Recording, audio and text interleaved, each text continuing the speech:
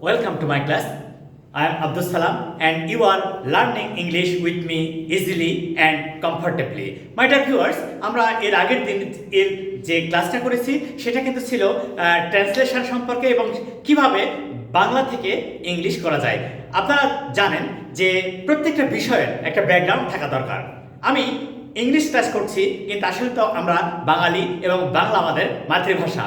আমি যখন ইংলিশে কথা বলি, যখন আপনারা ইংলিশে কথা বলবেন, তখন একটা বিষয় মনে রাখতে হবে যে প্রথমে আপনার মাইন্ড সেট আপটা বাংলা থেকে তৈরি হয়, তারপরে ওটা ট্রান্সলেশন হয়। এখন প্রশ্ন হলো যে এত তাড়াতাড়ি কিভাবে ইংলিশ ট্রান্সলেশন করা যাবে? Yes, that is too much common and simple for all of you if you practise regularly. Practice makes a man perfect. So আমরা আবারও আজকে ওই একই ক্লাস করব, সেটা কিভাবে বাংলা থেকে অত্যন্ত সহজে ইংলিশ করা যায়। এটাই আমাদের আজকের বিষয়, translation. Translation Bengali to English, এইটাই আমাদের আজকের বিষয়। এর আগের মতো আজকে আমরা একই বিষয় নিয়ে কাজ করছি। আশা করি তোমাদের অনেক মজা লাগবে।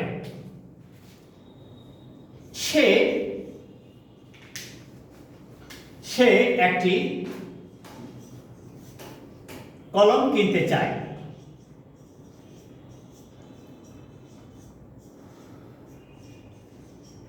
সে একটি কলম কিনতে চায়, তার মানে এখনো সে কিনেনি, সে কলম কিনতে চায়। এখানে মজার একটা বিষয় দেখব, কিনতে, এখনো কিন্তু কেনা হয়নি।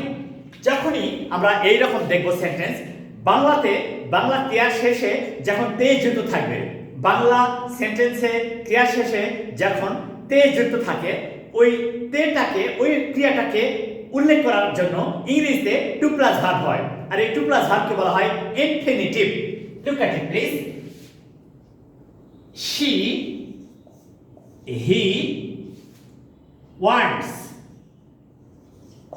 to buy a pen. দেখো তো আজকে আমাদের শেখার বিষয় to plus verb. To plus verb, এখানে মজার ব্যাপারটা এরকম খেয়াল করে দেখো, এই যে টু প্লাস ভার্ব কে ইনফিনিটিভ বলে।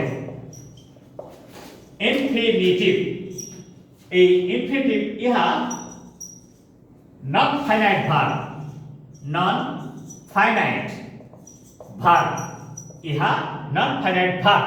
তাহলে কি বললাম আমরা? ভার্বের বেস ফর্মের পূর্বে, ভার্বের বেস ফর্মের পূর্বে, বেস ফর্ম বাই তার পূর্বে টু বসালে এই টু প্লাস ভার্বকে ইনফিনিটিভ বলে। ভার্বের বেস ফর্মের পূর্বে টু বসালে টু প্লাস ভার্বকে ইনফিনিটিভ বলে। ইনফিনিটিভ কোনো ভার্ব না, এটা নন ফাইনাইট ভার্ব। ওকে, তাহলে এখন একটা মজার ব্যাপারটা বলার দরকার, সেটা হলো যে যখনই বাংলাতে কোনো সেন্টেন্সে তে যুক্ত থাকবে, বাংলাতে কোনো সেন্টেন্সে যদি তে যুক্ত থাকে, তাহলে ইংলিশে রূপান্তর করার সময়, ট্রান্সলেট করার সময় তার সাথে টু প্লাস ভার্ব হয়, তার পরিবর্তে টু প্লাস ভার্ব হয়। আমরা আরেকটা সেন্টেন্স লিখে সেটা প্রমাণ করব। দেখি সেটা কিভাবে প্রয়োগ করা যায় এবং কিভাবে তুলে ধরা যায়। আসলে একটা ছোট্ট স্ট্রাকচার ব্যবহার করে কত সুন্দর এবং সহজে ইংলিশ শেখা যায় সেটা নিয়ে আমরা কাজ করছি নিয়মিত। সে একটি ঝুড়ি তৈরি করতে চায়। সে একটি ঝুড়ি তৈরি করতে চায়।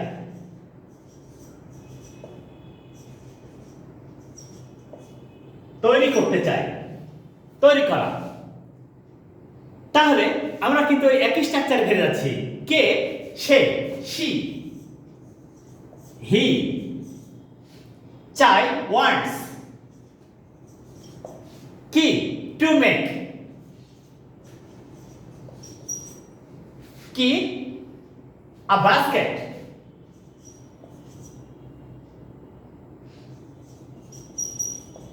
a basket।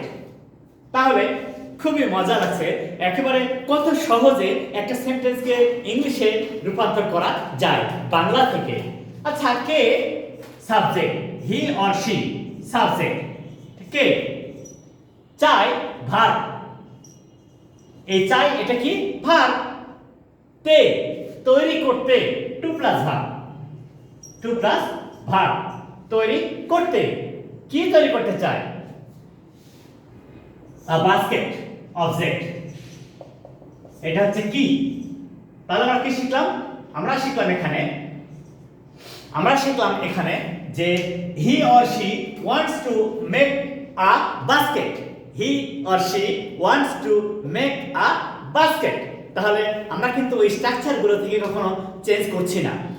চমৎকারভাবে প্রথমে আমরা যে বিষয়টা এর আগের দিন আলোচনা করেছি, একই কথা বারবার বলবো, সেটা কি, ওই সেন্টেন্সে কে দ্বারা প্রশ্ন করতে হবে, কে, সে, তাহলে ওটা হবে সাবজেক্ট, সেন্টেন্সের সাবজেক্ট শুরুতেই বসে গেল, হি অর শি। চাই, ওয়ান্টস, কি করতে চায়, তৈরি করতে, টু মেক, তৈরি করতে, টু মেক, কি তৈরি করতে চায়, আ বাস্কেট, এটা হচ্ছে অবজেক্ট, এটা অবজেক্ট। তাহলে এটা আমাদের স্ট্রাকচারটা কি হলো, ওই স্ট্রাকচার কিন্তু একই, subject plus verb transitive plus object, আর এটা হচ্ছে non finite verb, non finite verb, to make. আমরা কিন্তু বারবার একটা কথা বলছি, ভার্বের বেস ভার্বের পূর্বে টু বসালে টু প্লাস ভার্বকে ইনফিনিটিভ বলে। ইনফিনিটিভ কোনো ভার্ব নয়, এটা নন ফাইনাইট ভার্ব, অসম্পূর্ণ ক্রিয়া। কাজের কথা বলছে কিন্তু কাজটা করা হয়ে গেছে, এটা কিন্তু সে বলছে না, আসলে চাওয়ার কাজ করছে কে, ওয়ান্টস। ওকে, নাইস। আচ্ছা, আমরা কিন্তু এর আগে একটা কথা বলেছিলাম যে বাংলা ক্রিয়ার শেষে ই অ এ, বাংলা ক্রিয়ার শেষে ই অ এ এই চিহ্ন থাকলে এটা প্রেজেন্ট ইনডিফিনিট টেন্স হয়। তাহলে সেই হি অর শি ওয়ান্টস, চায়, কেন, ওই যে present indefinite tense, subject third person singular number হলে ভার্বের সাথে এস অর ইএস যুক্ত হয়। Subject third person singular number present tense হলে ভার্বের সাথে এস অর ইএস যুক্ত হয়। সেই সূত্র অনুযায়ী এটা হয়ে গেল। আর আজকের যেটা আমরা, এটা কিন্তু আমাদের আগের লেকচার ছিল, আজকের যে লেকচারের বিষয়টা, আজকের যে ক্লাসের বিষয়, সেটা টু প্লাস ভার্ব, অর্থাৎ বাংলা ক্রিয়ার শেষে এই তে যুক্ত থাকবে, তে, করতে, তৈরি করতে, তে থাকবে। এইটাই হলো আমাদের আজকের আলোচনার বিষয়। তাহলে আমরা বিভিন্ন টেন্সে কিভাবে এটা ব্যবহার করব সেটা নিয়ে কথা বলবো এখন। টেন্স চেঞ্জ হতে পারে কিন্তু নন ফাইনাইট ভার্ব কখনো চেঞ্জ হয় না, এটা আমরা প্রমাণ করব। আমরা এতক্ষণ যে প্রেজেন্ট ইনডিফিনিট টেন্সের কথা বললাম, এবারে দেখি, সে বাজারে যেতে চেয়েছিল।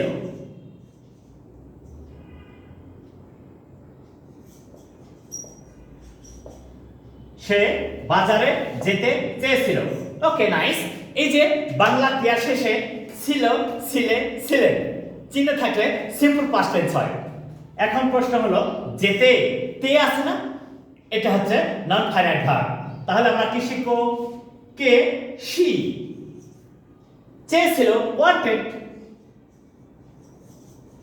টু গো, যেতে, কোথায়, টু মার্কেট।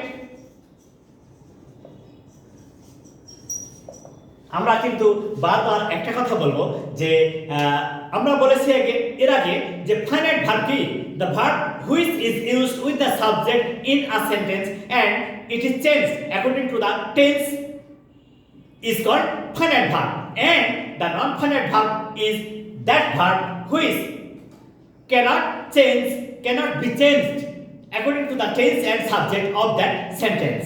Okay, তাহলে এই নন ফাইনাইট ভার্বটা সেন্টেন্সের সাবজেক্ট, টেন্স ও নাম্বার অনুযায়ী চেঞ্জ হতে পারে না, কিন্তু এই ফাইনাইট ভার্বটা চেঞ্জ হতে পারে। এটা হচ্ছে non finite verb, subject, extension. আচ্ছা, একটা ছোট কথা বলি, সেটা হলো একটা কাজ হচ্ছে কোন দিকে, এই যে কাজটা হওয়ার দিক নির্দেশনা, কাজটা কোন দিকে হচ্ছে, এই কাজটা হওয়ার যে দিক নির্দেশনা, এই দিক নির্দেশনা বোঝালে টু প্লাস নাউন হয়। এই যে টু প্লাস নাউন,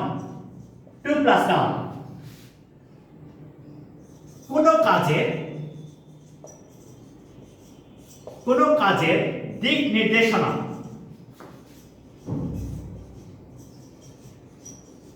নির্দেশনা বা কাজের হওয়ার বা কাজটি হওয়ার বা ঘটার স্থান নির্দেশ করলে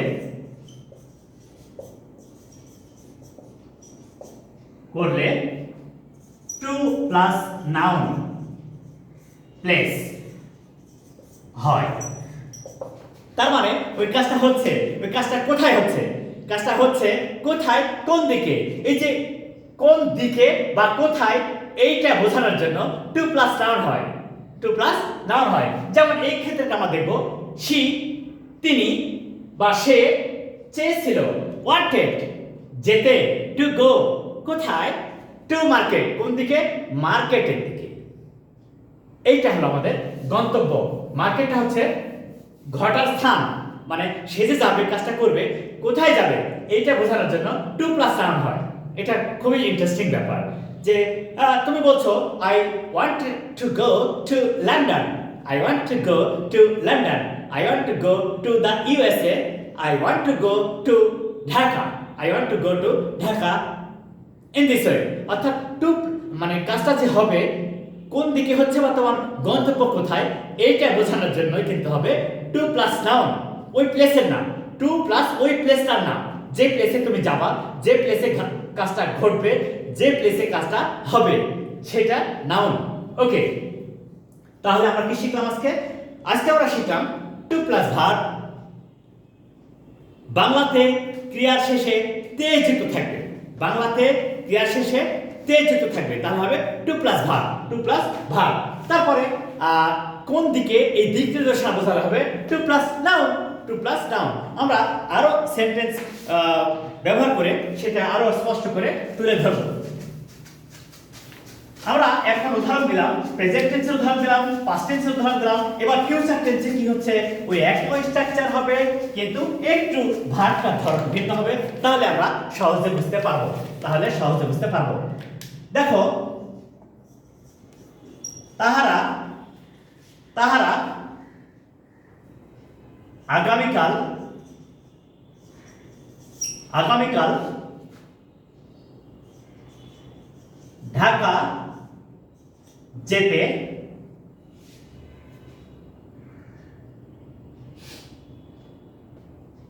তাহারা আগামীকাল ঢাকা যাবে,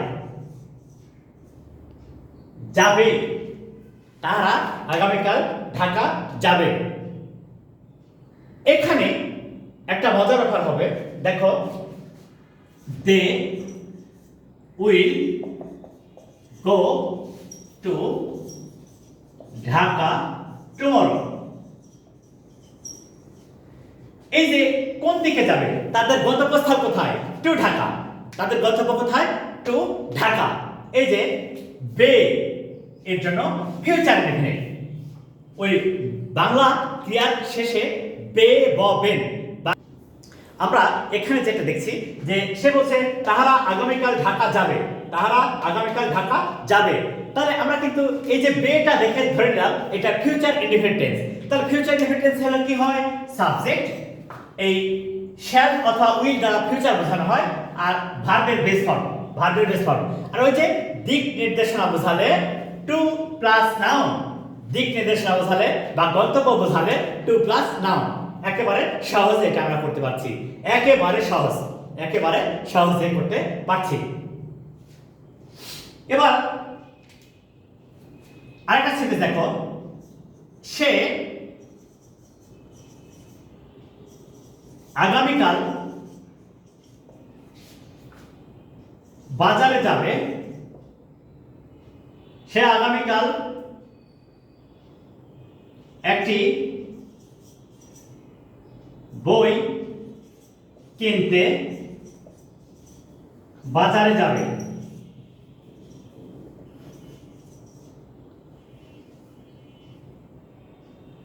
বে, কিনতে।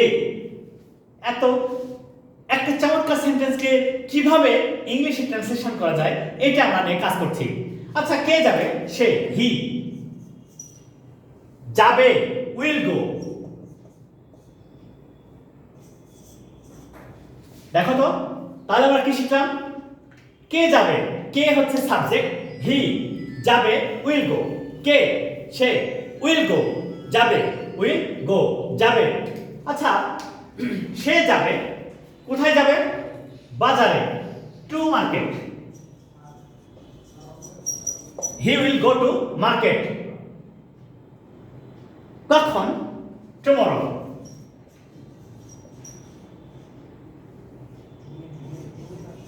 টুমরো কেন যাবে to buy a book to buy a book তাহলে আমরা সহজে শিখতে পারছি কত চমৎকার করে একটা সেন্টেন্সকে সহজে বাংলা থেকে ইংলিশে রূপান্তর করা যাচ্ছে তাহলে আমরা এখানে কি শিখলাম সাবজেক্ট উইল গো এটা ফিউচার ইন্ডিকেটিং ভার্ব ভার্ব কোন দিকে দিক দিক অথবা গন্তব্য কোন দিকে দিক অথবা গন্তব্য কখন কখন টাইম অ্যাডভার্ব কিনতে নন ফাইনাইট ভার্ব এইভাবে তাহলে আমরা কি শিখলাম আমরা শিখলাম যে একটা সেন্টেন্সকে কত সহজে প্রেজেন্ট টেন্স পাস্ট টেন্স এবং ফিউচার টেন্সে শুধু টু প্লাস ভার্ব দিয়ে চমৎকার করে ইংলিশে লেখা যায় তাহলে আজকে আমাদের শেখার বিষয়টা দুইটা পয়েন্ট আজকে আমরা শিখেছি সেই দুইটা পয়েন্টে কি একটা হচ্ছে যখনই বাংলা ক্রিয়া শেষে তে যুক্ত থাকবে ওটা ইংলিশে ট্রান্সলেট করার সময় টু প্লাস ভার্ব করতে হয় টু প্লাস ভার্ব করতে হয় তাহলে to plus verb to buy কিনতে আর একটা শিখেছি যে কাজটা হচ্ছে গন্তব্য কোথায় বা কোন দিকে হচ্ছে শিখতে হবে টু প্লাস নাউন আর প্রতিদিনের মতো আজকের স্ট্রাকচার কি subject plus verb plus extension অথবা subject plus verb plus object এই স্ট্রাকচার দুটো মিলে অনেকভাবে সুন্দর করে সেন্টেন্স সহজে লেখা সম্ভব আশা করি তোমরা এই স্ট্রাকচারগুলো ফলো করে নিজেরা চেষ্টা করো আর যদি কোনো স্ট্রাকচার প্রবলেম ফেল করো প্লিজ ইনবক্সে আসো আমাকে নক করো অথবা আমার ইউটিউব ভিডিওতে ওখানে কমেন্টস করো আমি তোমাদের হেল্প করব এবং রেসপন্ড করব okay thank you all my dear viewers please like my channel, subscribe it and share it to your friends so that they may be benefited by you. Thank you.